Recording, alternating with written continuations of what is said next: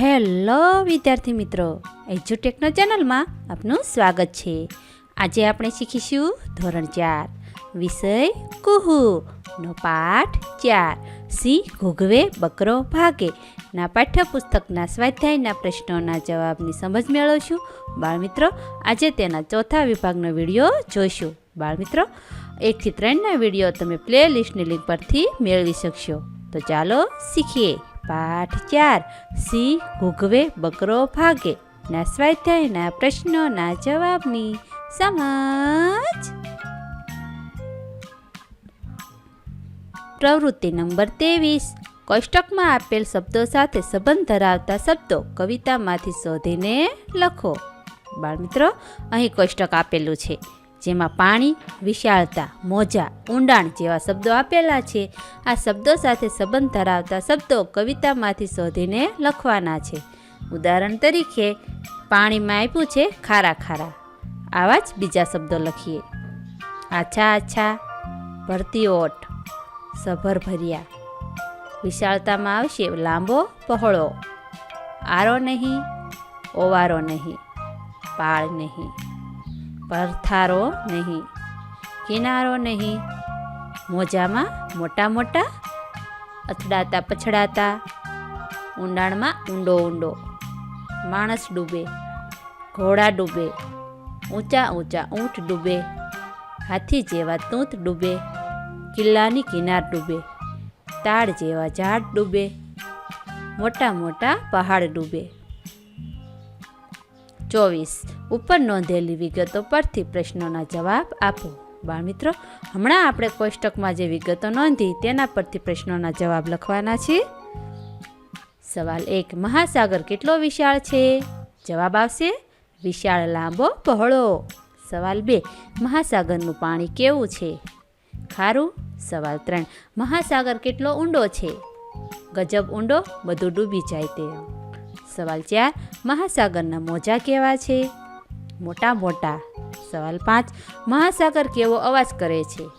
ઘૂઘૂ. સવાલ 25. કવિતામાંથી તમને ગમતી પંક્તિઓ નીચે લીટી કરો.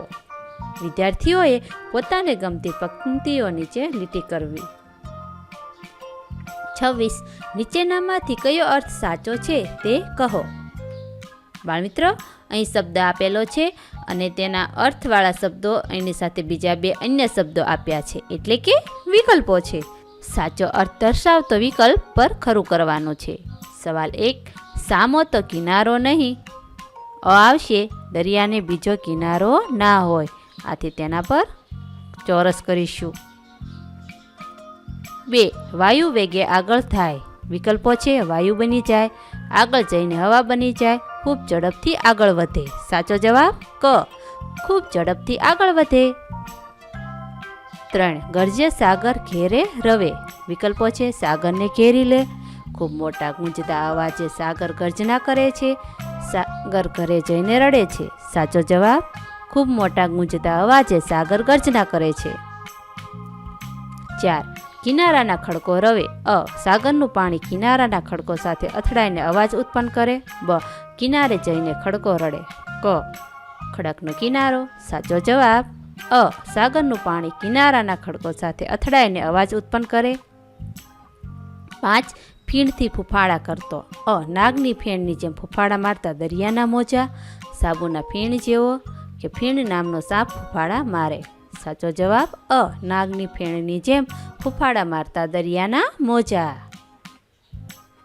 27. પહેલાં તમારા શિક્ષક સાથે અને પછી જૂથમાં ઉદાહરણ મુજબ જોડીમાં બોલો. અહીં શબ્દો આપ્યા છે એ બોલવાના છે. અ.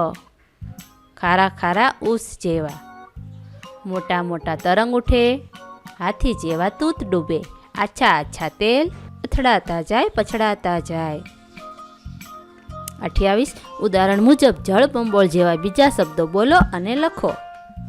ઉદાહરણ આપ્યું છે આખી દુનિયામાં જળ ફરી વળતા, એટલે જળબંબોળ. શબ્દ સમૂહ લખવાનો છે. સવાલ 1. આ કવિતા વાંચવાની મને મજા આવી, હવે હું તો ખુશખુશાલ. ખનિજ તેલ લઈને જતું જહાજ દરિયામાં ઊંધું પડ્યું, બધું તેલ દરિયામાં ઢોળાઈ જતા દરિયો રેલમછેલ થઈ ગયો. ઉર્વિલને ઇનામમાં ખૂબ ધન મળતા ઉર્વિલ રાજી રાજી થઈ ગયો. કરુણાને ખૂબ વાતો કરવાની ટેવ છે. આજે બહુ દિવસે બહેનપણી સાથે વાત કરવા મળી એટલે એ ગાંડી ઘેલી થઈ ગઈ. 5 આશાને ગીત ગાવાનું બહુ ગમે છે. ગીત ગાતી વખતે ધ્યાનમગ્ન કે ઓતપ્રોત થઈ જાય છે.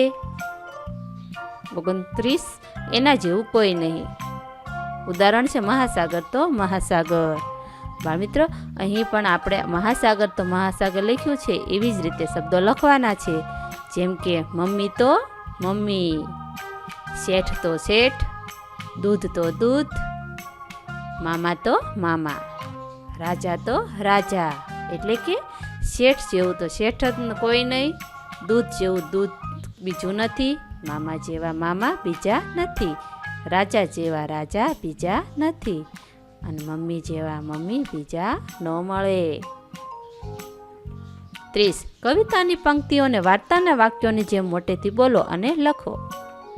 ઉદાહરણ તરીકે કવિતાની પંક્તિ છે ખારા ખારા ઊસ જેવા. વાર્તાના વાક્યની જેમ મહાસાગરનું પાણી ખારું ઊસ જેવું છે. તો અહીં વાયુ વેગે આગળ ધાય એટલે કે મોજા ખૂબ ઝડપથી આગળ વધે છે. બાળમિત્રો, પંક્તિની સામે એનું વાક્ય બનાવીને લખવાનું છે. બીજું છે ઊંડો ઊંડો ગજબ ઊંડો. મહાસાગર ખૂબ જ ઊંડો હોય છે.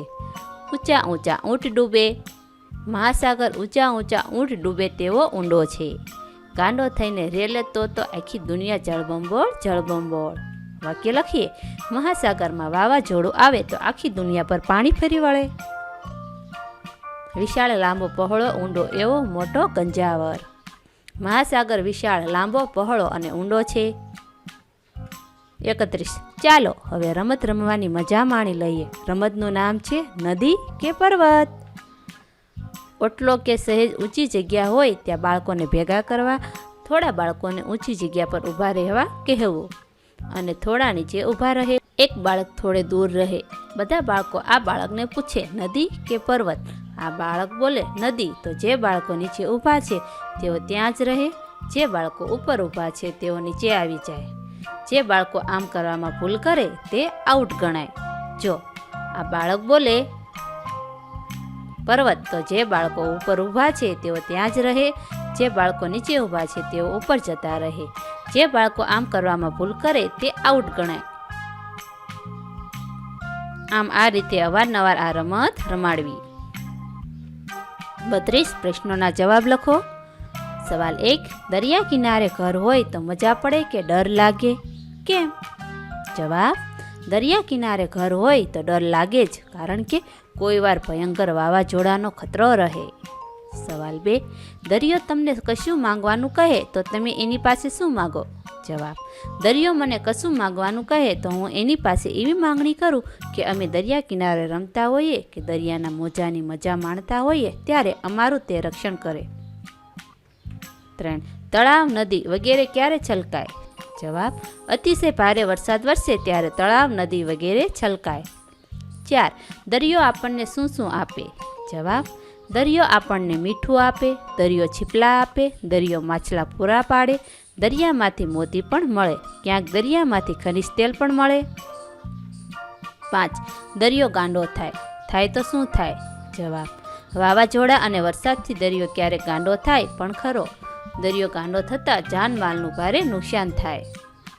સવાલ 6 દરિયાનું પાણી ડહોળું હોય કે ચોખ્ખું? કેમ? જવાબ દરિયાનું પાણી ચોખ્ખું હોય કેમ કે તે વહેતું જ રહે છે. સવાલ 7 દરિયો આપણો દોસ્ત છે કે દુશ્મન? કેમ? જવાબ દરિયો આપણો દોસ્ત છે કેમ કે તે આપણને મજા કરાવે છે. 33 બકરી અને સિંહ વાળી વાર્તામાં પરંતુ આવતું હોય તેવા વાક્ય શોધીને લખો. બાળમિત્રો, અહીં બકરી અને સિંહ વાળી વાર્તામાં પરંતુ આવતા હોય તેવા વાક્યો લખવાના છે. ચાલો લખીએ. બકરી અને સિંહ વાળી વાર્તામાં પરંતુ આવતું હોય તેવા વાક્યો. શિકારની શોધમાં હતો પરંતુ કોઈ પ્રાણી ન દેખાતા તે એક ઝાડ નીચે હતાશ થઈને બેઠો હતો. સિંહે તેને પકડી લીધું પરંતુ તેને મારતા તેનો જીવ ચાલ્યો નહીં. આજે મારા બેટાએ મોટા ભાઈ તરીકે તારી આશા પાળી છે પરંતુ હવે તે મોટો થયો છે. 34 ખોટો વિકલ્પ ચેકો, સાચો વિકલ્પ ઘૂંટો. ઉદાહરણ તરીકે નવીન તોફાની છે પણ તેથી હોશિયાર છે. 1. રિયાને રમવું છે પણ કે તેથી તેની સાથે રમવા કોઈ તૈયાર નથી.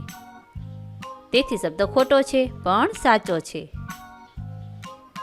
તમારી વાત સાચી છે પરંતુ તેથી મારાથી કશી મદદ થઈ શકે એમ નથી. ખોટો આવશે તેથી. તેથી તેના પર ચોરસ કરીએ.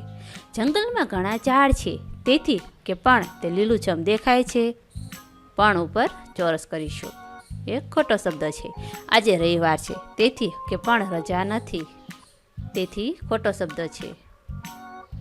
ચાલવાની મજા આવે છે પરંતુ કે તેથી ડોલી રોજ સવારે ચાલવા જાય છે. પરંતુ ઉપર ચોરસ કરીશું. 35 ઉદાહરણ જુઓ, તેને આધારે વાક્યો નીચે યોગ્ય નિશાની કરો. ખાલી જગ્યામાં યોગ્ય શબ્દ લખો. અહીં ઉદાહરણ આપ્યું છે, ગૌરવ નાપાસ થયો પરંતુ તે હિંમત ના હાર્યો. ગૌરવ નાપાસ થયો પરંતુ તે હિંમત ના હાર્યો. એની નીચે તીરની નિશાની કરેલી છે, અવળું અને સવળું. આ મોબાઈલ મોંઘો છે પણ મારે તો ખરીદવો જ છે. આ મોબાઈલ મોંઘો છે એમાં સવળું તીર છે અને પણ પછીનો શબ્દ વાક્ય મારે તો ખરીદવો છે એમાં અવળું તીર છે. ધ્રુવ હોશિયાર હતો તેથી તે પાસ થઈ ગયો. 1. તમે મને આમંત્રણ આપ્યું પણ હું નહીં આવી શકું. 2. અમૃતા હોશિયાર છે પણ ઋત્વી જેટલી નહીં. દાદીને આજે ઉપવાસ છે તેથી આજે તેઓ જમશે નહીં. 4. કોયલનો રંગ કાળો છે પણ કંઠ મીઠો છે. 5. અમૃત કાકીને મંગુ વહાલે છે તેથી તેઓ તેને બહુ વહાલ કરે છે. કરિશ્માને કેશોદવાળા કાકાના ઘરે રહેવું બહુ ગમે છે તેથી તે રજાઓમાં કેશોદ જશે. એન્થોનીને અભિનય સરસ આવડે છે પરંતુ જાહેરમાં અભિનય કરતા ડરે છે. 8.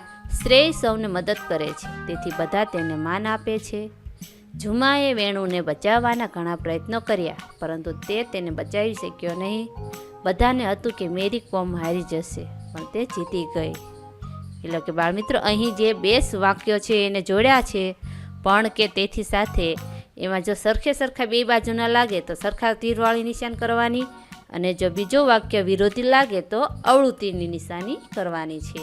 જેમ કે 10મું જો, બધાને હતું કે મેરી કોમ હારી જશે પણ એનાથી અવળું થયું કે જીતી ગઈ તેથી અવળું તીર છે. તો આ પ્રમાણે 10 વાક્યોમાં તીર કરેલા છે.